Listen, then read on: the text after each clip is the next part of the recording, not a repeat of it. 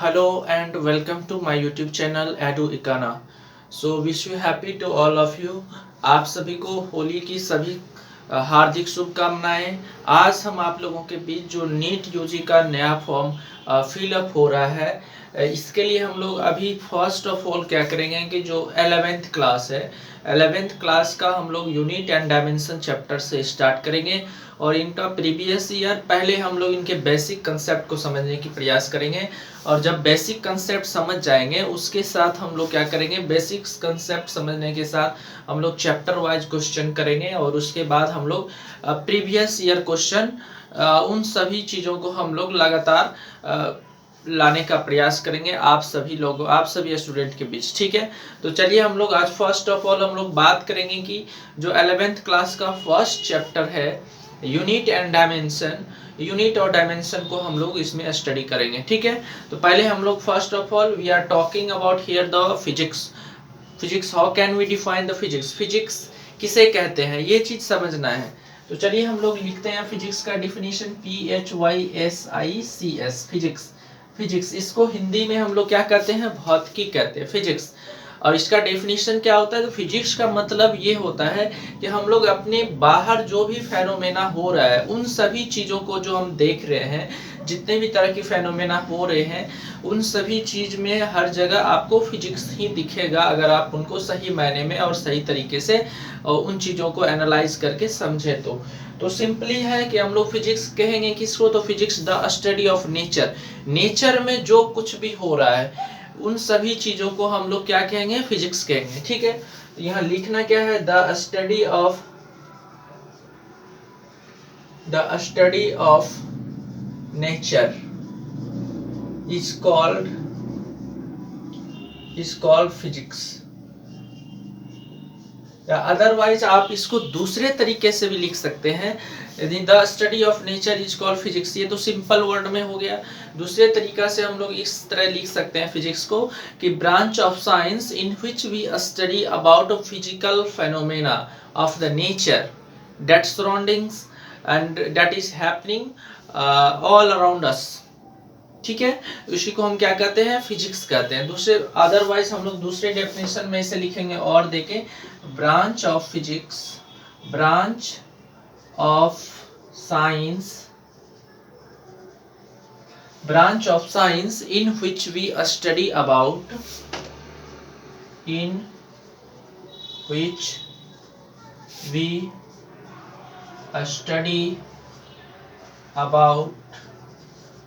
branch of science in which we study about physical phenomena।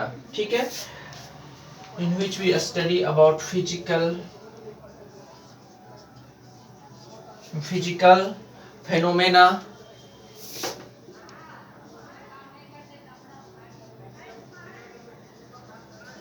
phenomena ठीक है, and rule of nature हम लोग बोल सकते हैं। मेजरमेंट के बारे में हम लोग पढ़ते हैं इसमें, तो बस इतना ही लिखना है, branch of science in which we study about physical phenomena and the nature and the law of nature is called physics। यानी फिजिक्स में हम लोग जितने भी तरह के नेचुरल फेनोमेना होते हैं उन सभी चीज़ों को पढ़ते हैं। जैसे अर्थ है, अर्थ के अराउंड कोई भी प्लेनेट मूव कर रहा है तो उन चीज़ों को भी हम लोग फिजिक्स में ही पढ़ते हैं कि ये किस कारण से ये मूव कर रहा है। अदरवाइज दूसरा क्या रीजन है कि किसी भी तरह की एक्सीडेंट हो गई यहाँ पे, तो वहाँ पे एक्सीडेंट किस रीजन से हुआ है, इन सभी चीज़ों का हम लोग फ्रिक्शन के कारण हो गया है, मोशन ज़्यादा है, इन सभी चीज़ों को हम लोग फिजिक्स में ही पढ़ते हैं। तो आपको फर्स्ट ऑफ ऑल क्या याद रखना है कि the study of nature is called physics. Other word में अगर आप और भी इनको ज़्यादा एक्सप्लेन करना चाहेंगे तो ऐसे लिखना है, branch of science in which we study about nature physical phenomena that is happening in all around us and otherwise the rule of nature is called physics. ठीक है, आपको ये लिखना है इसमें। ठीक है, आगे हम लोग बात करेंगे कि जो फिजिकल क्वांटिटीज होता है, फिजिकल क्वांटिटीज में हम लोग क्या सब होता है, फिजिकल क्वांटिटीज में हम लोग क्या सब स्टडी करते हैं, इन सभी चीज़ों को हम लोग इसमें देखेंगे। ठीक है, तो फिजिकल क्वांटिटी आपको नीचे हेडिंग देखना है, physical quantity, PHYSICAL, physical quantities. Physical quantities, physical quantities में आप लोग को समझना ये है कि फिजिकल क्वांटिटीज जो होते हैं वो दो टाइप के होते हैं according to the direction.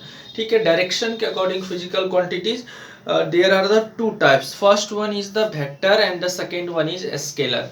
Vector में क्या होता है कि जिसमें मैग्नीट्यूड भी होता है और साथ साथ डायरेक्शन भी होता है, उसको तो हम क्या कहते हैं, वेक्टर कहते हैं। लेकिन स्केलर उसको कहते हैं जिसमें केवल और केवल क्या हो, ओनली मैग्नीट्यूड हो, उसको हम क्या कहेंगे, स्केलर कहेंगे। ओके बच्चों, समझ गए आप।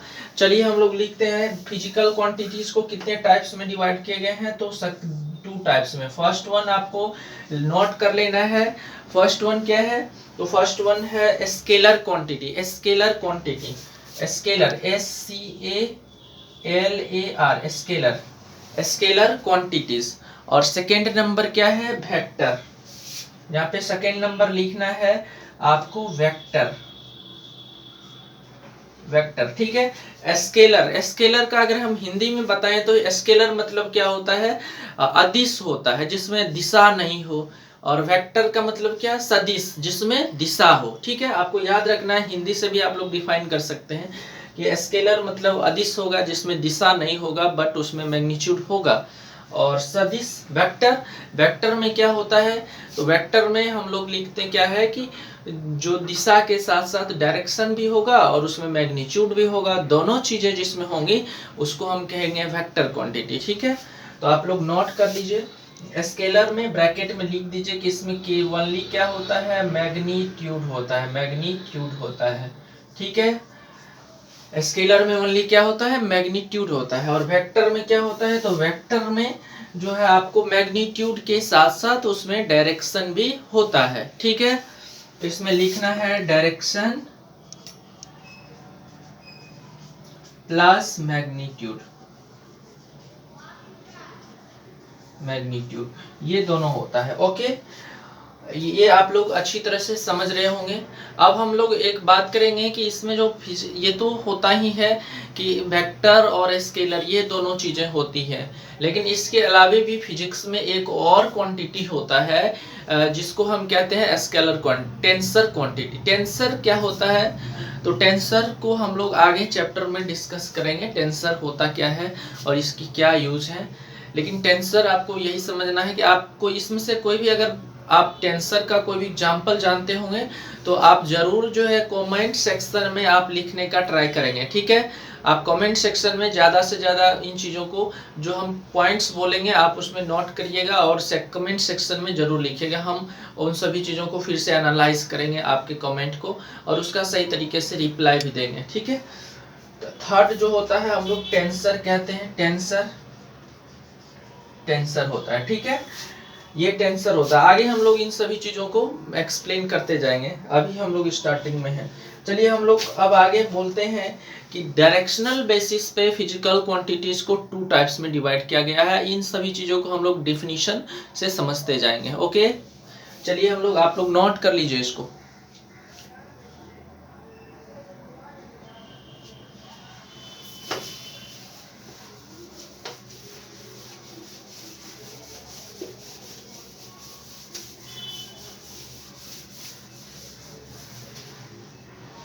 ठीक है, फर्स्ट ऑफ ऑल हम लोग यहाँ पे बात करेंगे कि फिजिकल क्वांटिटी जो है कितने टाइप्स के होते हैं। तो ठीक है, यहाँ लिखना है classification of, classification of,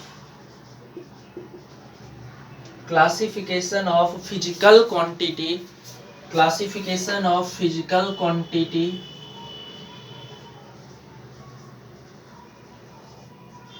quantity on the basis of direction,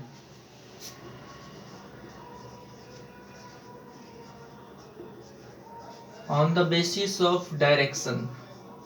ठीक है, डायरेक्शन के बेसिस पर, डायरेक्शनल प्रॉपर्टीज के अकॉर्डिंग या डायरेक्शनल डायरेक्शनल यहाँ लिख देते, डायरेक्शनल प्रॉपर्टीज, ठीक है। डायरेक्शनल प्रॉपर्टीज के अकॉर्डिंग जो है फिजिकल क्वांटिटीज कितने टाइप्स के होते हैं, तो देयर आर 2 टाइप्स, ठीक है। इसमें एक्चुअली में 3 टाइप्स होते हैं, वेक्टर, स्केलर और एक टेंसर होता है। टेंसर का हम लोग हायर स्टडी में पढ़ते हैं, जो हम लोग एमएससी करते हैं तो उसमें टेंसर क्वांटिटीज की चीजें पढ़ते हैं, लेकिन आपको 11th-12th में टेंसर के बारे में कुछ पढ़ना ही नहीं है, बस 1-2 एग्जांपल समझ लेना है, बस इतना करना है। और यहाँ पे हम लोग पहले बात करेंगे कि स्केलर क्या होता है, वेक्टर क्या होता है, ये आगे हम लोग इन चीज़ों को डीपली स्टडी करेंगे। फर्स्ट ऑफ ऑल हम लोगों को यहाँ समझने की जरूरत है कि स्केलर किसे कहते हैं, ठीक है। How can we understood the what is scalar and how can we understood the what is vector quantities, okay. तो first of all you all are noted down the first one here, the first physical quantities is a scalar, scalar, scalar, scalar, and the second one is the vector,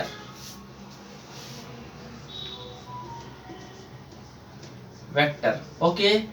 आप लोग समझ रहे होंगे scalar, अगर इसका हिंदी अगर लिखना चाह रहे हैं आप लोग तो स्केलर का, वेक्टर का, स्केलर का मतलब होता है अदिश जिसमें दिशा नहीं हो। इससे आपको ये अगर हिंदी आप यहाँ नोट कर लेंगे तो इससे ये होगा कि आप लोग इसका डिफिनीशन आराम से लिख लेंगे एग्जाम में, ठीक है।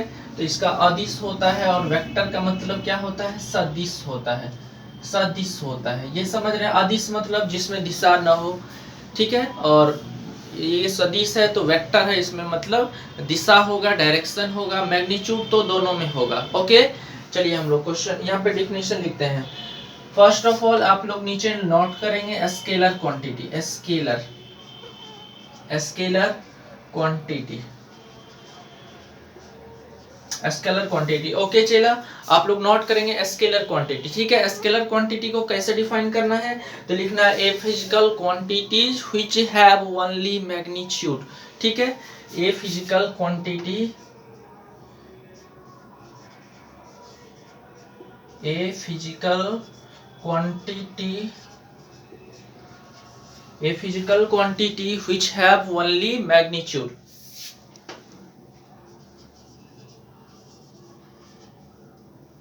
which have only magnitude,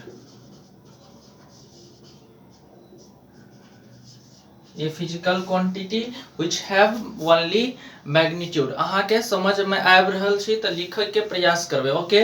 a physical quantity which have only magnitude, ठीक है, but no direction, but no direction,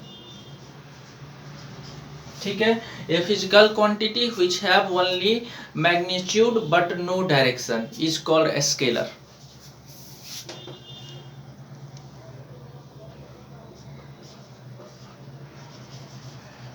is called a scalar।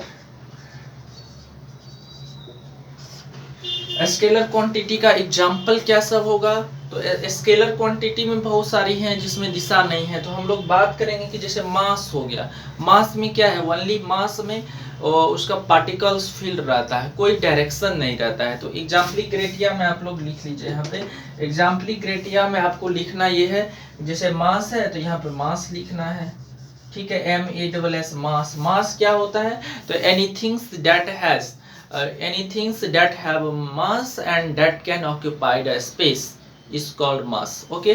मास हो गया। उसके अलावा हम लोग बात करेंगे डिस्टेंस का, तो डिस्टेंस तो समझ ही रहे हैं, डिस्टेंस हो गया, जिसको दूरी कहते हैं। डेंसिटी हो गया, ये सभी डेंसिटी में भी कोई नहीं होता है डायरेक्शन, ओनली मैग्नीट्यूड होता है, मतलब 5 kg है, 6 kg है, 10 kg है, ये सभी हो गया। उसके अलावा टाइम हो गया, इसमें टाइम में भी कोई डायरेक्शन नहीं होता है। तो etcetera there are many scalar quantities in a physics, okay. तो you have noted down, you all are noted down below here। चलिए हम लोग नेक्स्ट चीज की तरफ चलते हैं। हम लोग अब बात करेंगे कि जो स्केलर हो गया, तो स्केलर के बाद हम लोग यहाँ पे नोट करना है आपको वेक्टर क्वांटिटी। वेक्टर क्वांटिटी को कैसे हम लोग डिफाइन करेंगे, how can we identify the vector quantity, ठीक है। और वेक्टर क्वांटिटी के बाद हम लोग आगे इसी को और भी इम्प्रूव करते जाएंगे।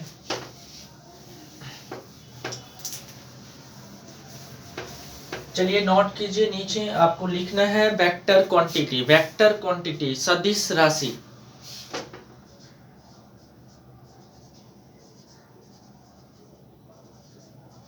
वेक्टर क्वांटिटी, वेक्टर क्वांटिटी में क्या होता है? तो वेक्टर क्वांटिटी में होता क्या है? Physical quantities which have magnitude as well as direction. Vector quantity यानी physical quantities which have magnitude as well as direction is called vector quantity. Okay, तो यहाँ लिखना है physical quantity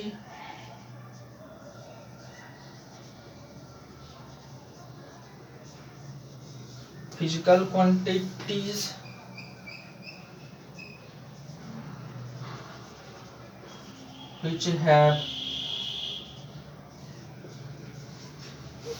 which have only magnitude, which have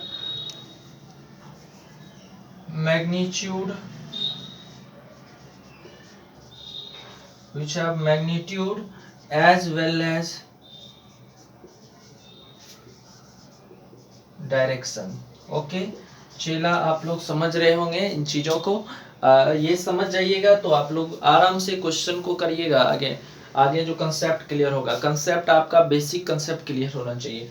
physical quantities which have magnitude as well as direction is called vector quantity. Vector quantity का example लिख लीजिए आप लोग नीचे। वेक्टर क्वांटिटी का एग्जांपल क्या हो जाएगा? फोर्स हो जाएगा। फोर्स में डायरेक्शन होता है तो हम लोग यहाँ लिखेंगे फोर्स। सेकेंड नंबर क्या होता है? तो सेकेंड नंबर हम लोग बात करेंगे डिस्प्लेसमेंट का। डिस्टेंस क्या होता है कि जो भी ऑब्जेक्ट है, an object travel at any place to the other places, ठीक है, तो उसको हम लोग डिस्टेंस कहते हैं। और डिस्प्लेसमेंट क्या होता है? The shortest length between two point is called displacement. तो डिस्प्लेसमेंट में आपका डायरेक्शन होगा लेकिन डिस्टेंस में कोई डायरेक्शन नहीं होगा, क्योंकि उसका कहीं भी किसी भी डायरेक्शन में वो जा सकता है और उसके हम लोग मेजरमेंट कर लेते हैं, तो वो डिस्टेंस होता है। लेकिन डिस्प्लेसमेंट की जब बात होगा तो उसका एक शॉर्टेस्ट डिस्टेंस होगा और एक फिक्स लाइन स्ट्रेट पाथ होगा उसका, ठीक है। तो ये फोर्स हो गया, इसमें डिस्प्लेसमेंट हो गया सेकेंड नंबर। डिस्प्लेसमेंट हो गया तो डिस्प्लेसमेंट में आपका आ जाएगा मोमेंटम, हो जाएगा मोमेंटम।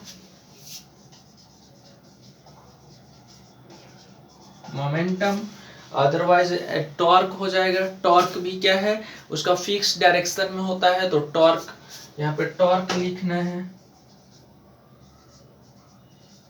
टॉर्क हो गया। इलेक्ट्रिक फील्ड हो गया। इलेक्ट्रिक फील्ड भी क्या होता है? इसका डायरेक्शन होता है इलेक्ट्रिक फील्ड का। इलेक्ट्रिक फील्ड हो गया। ये सभी क्या है? आपका वेक्टर क्वांटिटी है। ओके, आप लोग इन चीजों को समझ रहे होंगे, आप लोग नोट करिए, ठीक है।